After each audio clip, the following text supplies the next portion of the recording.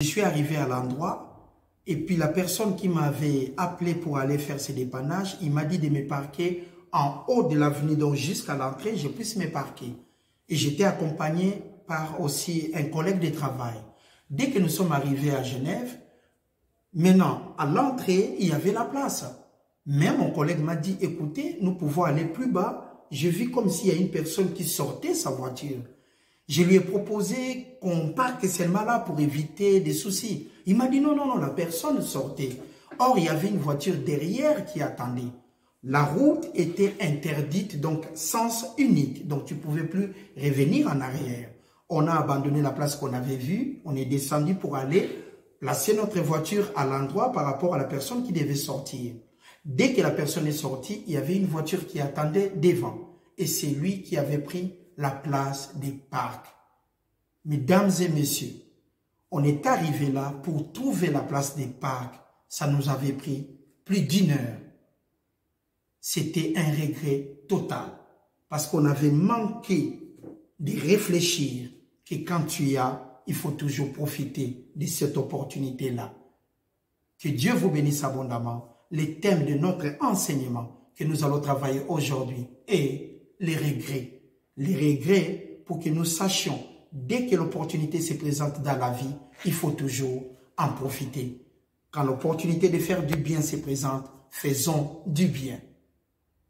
Que Dieu vous bénisse. Les regrets. Mesdames et messieurs, frères et sœurs, chers amis, que Dieu vous bénisse abondamment. Je suis M. Guy Ambangito de Baba Motika. Et c'est dans le cadre de notre conférence « 1 heure pour Dieu », la croyance authentique que nous allons partager aujourd'hui, cet enseignement qui s'intitule « Les regrets ». Mais avant cela, qu'est-ce que les regrets? Quand nous sommes en colère, quand nous sommes emportés devant une situation, ce que nous faisons après, ça s'appelle toujours les regrets, parce que nous allons agir précipitamment. Au lieu de marcher, nous allons courir. Au lieu de parler, nous allons peut-être crier. Au lieu peut-être d'amener la paix, nous allons apporter toujours ce qui est contraire. Et après, tout ce que nous allons commettre, ça s'appelle que des regrets. Parce que ça va apporter que des regrets. Qu'est-ce que les regrets? Nous allons voir ça, la définition selon les dictionnaires, et puis voir dans la parole de Dieu quelle doit être l'attitude d'un croyant, de toute personne connaissant la parole de Dieu, quelle est l'attitude qu'on peut avoir vis-à-vis de la colère pour ne pas regretter. Les regrets, c'est une peine causée par l'absence de quelque chose ou de quelqu'un ou de ne pas avoir fait quelque chose. Qu'est-ce qu'une peine? Une peine est une sanction appliquée à titre de punition ou de réparation pour une action jugée répréhensible. Quand nous sommes en colère, nous sommes emportés, nous pouvons poser des actions brutalement. Et en posant ces actions brutalement, vis-à-vis peut-être de l'État, nous sommes devant une situation que nous devons être jugés si nous avons fait du mal. Mais nous allons voir maintenant les regrets selon la parole de Dieu pour savoir quelle doit être notre attitude en tant que des croyants. Marc, chapitre 14. Le livre de Marc, chapitre 14, du verset 27 au verset 31. Jésus leur dit, Jésus s'adressant à ses disciples, le thème de notre enseignement est les regrets. Jésus s'adressant à ses disciples, vous serez tous scandalisés, car il est écrit, je frapperai les bergers et les brebis seront dispersées. Jésus a dit à ses disciples, vous tous qui êtes là, vous serez scandalisés. Verset 28. Mais après que je serai ressuscité, je vous précéderai en Galilée. Maintenant Pierre dit, l'apôtre Pierre répond, quand tous seraient scandalisés, je ne serai pas scandalisé. Et Jésus lui répondit, je te le dis en vérité, toi Pierre, aujourd'hui, cette nuit même, avant que les coqs chantent 2 fois, tu me réuniras 3 fois. Mais Pierre reprit plus fortement, quand il me faudrait mourir avec toi, mon Seigneur, je ne te réunirai pas. tous disent la même chose. Jésus a dit aux disciples, bientôt vous allez être tous scandalisés. Mais Pierre a repris pour dire au Seigneur, quand tous seraient scandalisés, moi Pierre, je serai toujours à côté de toi. Même s'il faut mourir, je serai toujours à côté de toi. Ça c'est la parole Logos qui est sortie du cœur de Pierre. Pierre ne sachant pas ce que Jésus-Christ parlait. Jésus-Christ parlait de son arrestation prochaine. Jésus-Christ parlait de la résurrection pour sauver aujourd'hui l'humanité. Jésus-Christ parlait du devoir d'amour qu'il devait accomplir pour vous et moi. Jésus-Christ parlait de sa résurrection. Il parlait de l'humiliation qui devait précéder la gloire. Jésus-Christ parlait de ça. Mais Pierre lui a dit, Seigneur, quand tous seraient scandalisés, moi, Pierre, je serai toujours à côté de toi. Et s'il faut même mourir, je serai à côté de toi. J'accepterai de mourir pour toi, mon Seigneur Jésus-Christ. Mais il ne comprenait pas, il s'agissait de quoi? Nous allons voir au verset 66 ainsi que le verset 72 de ce chapitre, Marc, chapitre 14, le verset 66. Pendant que Pierre était en bas, dans la cour, là Jésus-Christ venait déjà d'être arrêté.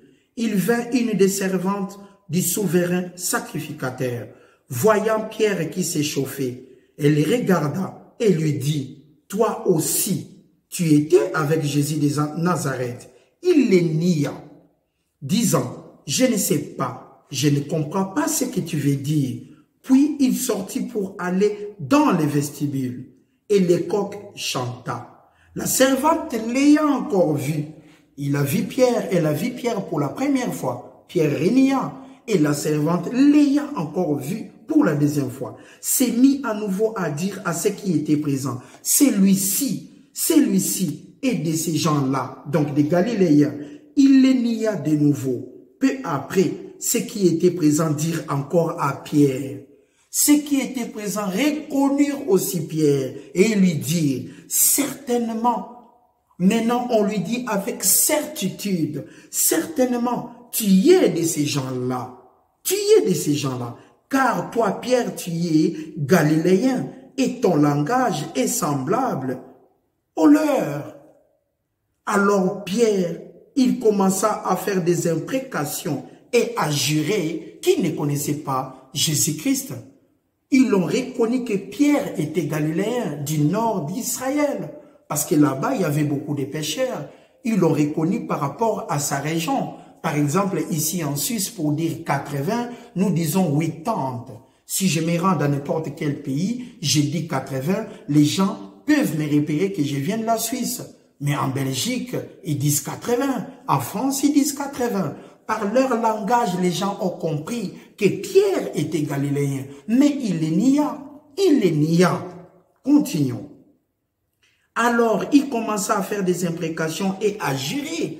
Il a juré, je ne connais pas cet homme. Je ne connais pas cet homme. Et cet homme, il s'agit de notre Seigneur et Sauveur Jésus-Christ.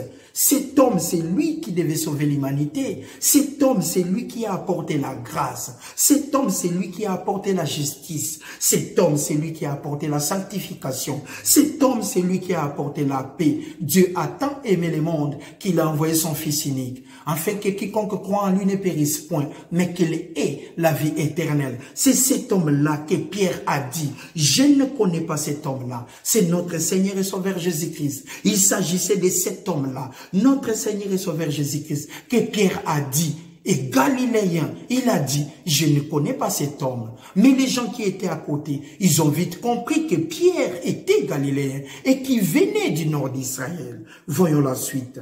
Dont vous parlez aussitôt, pour la seconde fois le coq chanta, et Pierre, maintenant, Pierre se souvient de la parole que Jésus-Christ lui avait dite, avant que le coq chante 2 fois, tu me réuniras 3 fois. Et en y réfléchissant, il plairait. Ça s'appelle les regrets. Des fois, nous devons nous engager. Nous pouvons jurer devant quelqu'un, devant un ami, mon frère, je t'aime beaucoup. Mais quand le problème arrivera, ça sera d'autres langages.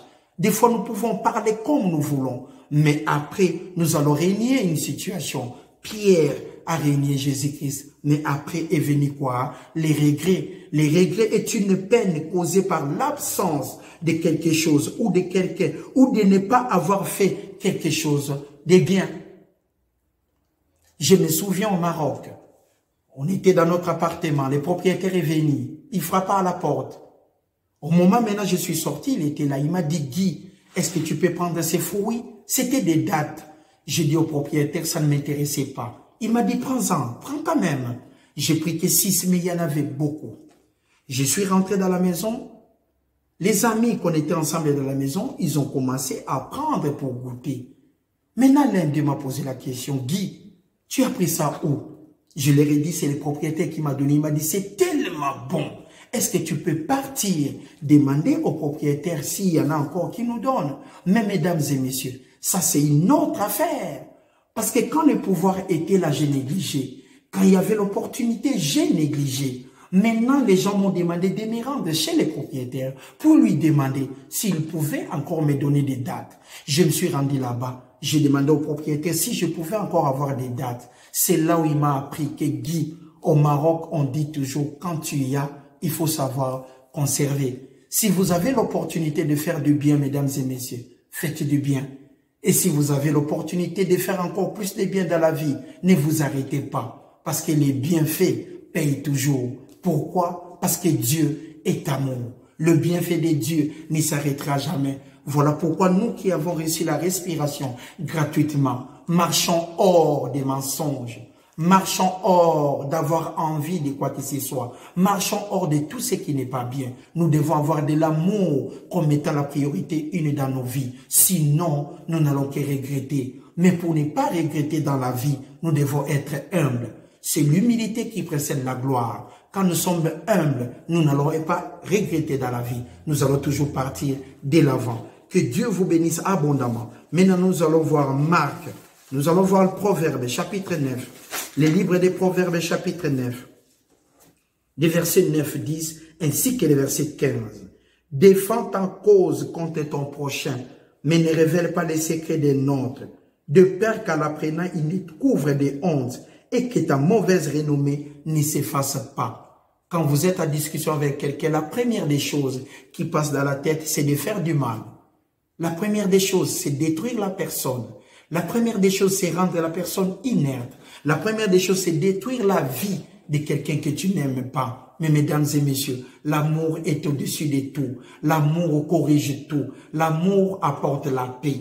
Pour ne pas regretter dans la vie, avant d'agir, nous devons toujours regarder en arrière, avoir toujours un rétroviseur pour regarder en arrière et de se souvenir les bienfaits de Dieu.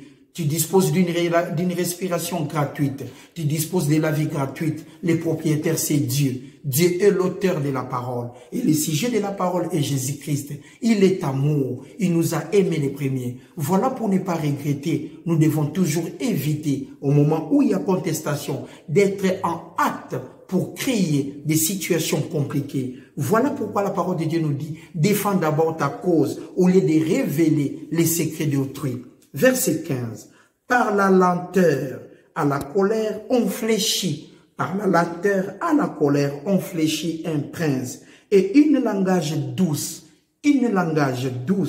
peut briser des os.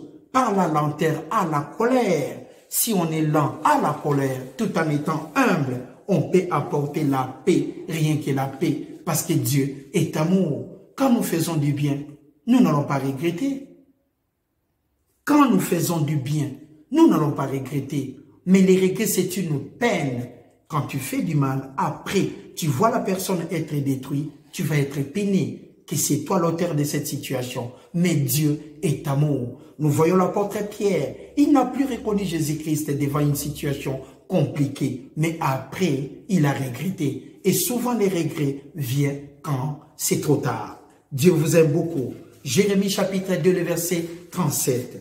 Quand nous avons un problème, souvent nous pouvons nous rendre chez un voisin, nous pouvons nous rendre chez un ami, demander des conseils. Mais croyez-moi, mesdames et messieurs, si cet ami-là, ce voisin-là, il est là, il envie ta vie, et tu penses qu'il va te donner des conseils, je ne pense pas. Jérémie chapitre 2, le verset 37. De là aussi, selon la parole de Dieu. Là où tu pars chercher des conseils, selon la parole de Dieu. Dès là aussi, quand tu as un problème, tu te confies à un homme. La parole de Dieu nous dit, maudit soit l'homme qui se confie dans l'homme, parce que tu vas sortir le main sur la tête. Dès là aussi, Jérémie chapitre 2, verset 37, tu sortiras. Dès là aussi, tu sortiras les mains sur la tête, car l'Éternel rejette ceux en qui tu te confies, et tu ne réussiras pas auprès d'eux.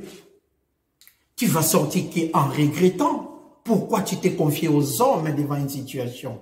Quand nous nous confions aux hommes, nous sortons toujours avec des regrets. Voilà pourquoi nous devons toujours faire du bien. Mais pour ne pas regretter dans la vie, nous devons être humbles. Ça, c'est la clé pour réussir. Nous devons être lents à la colère pour ne pas regretter. Au moment où nous sommes là, devant la colère, nous sommes impatients et nous agissons sous émotion. Mais la parole de Dieu nous dit, maudit l'homme qui se confie dans l'homme, parce qu'après, tu vas regretter. Tu sortiras le main sur la tête. Jérémie chapitre 2, verset 37. Le main sur la tête. Pourquoi? Parce que l'Éternel rejette ceux en qui toi, tu te confies. Galates chapitre 6.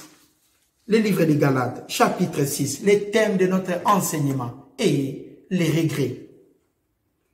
Portez les fardeaux les uns les autres et vous accomplirez ainsi la loi de Christ. Si quelqu'un pense être quelque chose, quoi qu'il ne soit rien, il s'abuse lui-même. Il est loin de l'humilité. Que chacun examine ses propres œuvres et alors il aura sujet de se glorifier pour lui seul et non par rapport à autrui, car chacun portera son propre fardeau, que celui à qui qu'on enseigne la parole fasse part de tous ses biens à celui qui l'enseigne. Ne vous y trompez pas, mesdames et messieurs, ne vous y trompez pas, chers amis, ne vous y trompez pas, frères et sœurs. On ne se moque pas de Dieu. Ce qu'un homme aura sémé, il le moissonnera au temps convenable. Celui qui sème pour la chair, moissonnera la chair. Celui qui sème les vents, moissonnera la tempête. Celui qui sème pour l'esprit, moissonnera l'esprit qui est la vie éternelle. Celui qui sème pour l'esprit qui est la parole de Dieu, moissonnera la paix. Celui qui sèmera d'une manière avec humilité, moissonnera la paix qui va nous amener à la victoire. L'humilité précède la gloire. L'humilité est le contraire de l'orgueil. L'humilité nous amènera toujours à la victoire. Mais là, il n'aura jamais de regrets parce que Dieu nous accompagnera toujours. Les regrets, c'est une peine de ne pas avoir fait du bien. Les regrets est une peine de ne pas avoir fait du bien, d'oublier de faire du bien. Or, le bien est la parole de Dieu. La parole de Dieu nous dit, celui qui sème l'esprit, moissonnera de l'esprit qui est la vie éternelle. Celui qui sème pour la chair, moissonnera la chair qui est les regrets. Mais celui qui sème la paix, moissonnera la paix. Ne nous lassons pas de faire des biens, car nous moissonnerons, vous et moi, au temps convenable, si nous ne nous relâchons pas. Ainsi donc, pendant que nous en avons l'occasion, pratiquons les biens envers tous, pour ne pas regretter. Les regrets, ça vient toujours trop tard. Pour ne pas regretter dans la vie, nous devons être humbles, d'écouter les autres, d'écouter les conseils. Et le meilleur conseil sort de la parole de Dieu. Jérémie 2, 37 nous dit, par rapport aux autres, tu sortiras les mains sur la tête. Tu vas regretter. Tu sortiras les mains sur la tête parce que Dieu a dit dans sa parole, maudit soit l'homme qui se confie dans l'homme. Nous sommes des croyants. Nous sommes des peuples de Dieu. Nous devons toujours agir en conformité avec la parole de Dieu. La colère nous amènera au regret. L'envie nous amènera au regret. Les mensonges nous amènera au regret. L'orgueil nous amènera au regret. Mais c'est l'humilité qui précède la gloire. Avec l'humilité, nous sommes face à la victoire. Avec l'humilité, en conformité avec la parole de Dieu, nous sortirons plus que vainqueurs. Ne nous relâchons jamais. Attachons-nous toujours à la parole de Dieu pour ne pas regretter en pratiquant toujours le bien. Que Dieu vous bénisse abondamment. C'était là les regrets. Merci.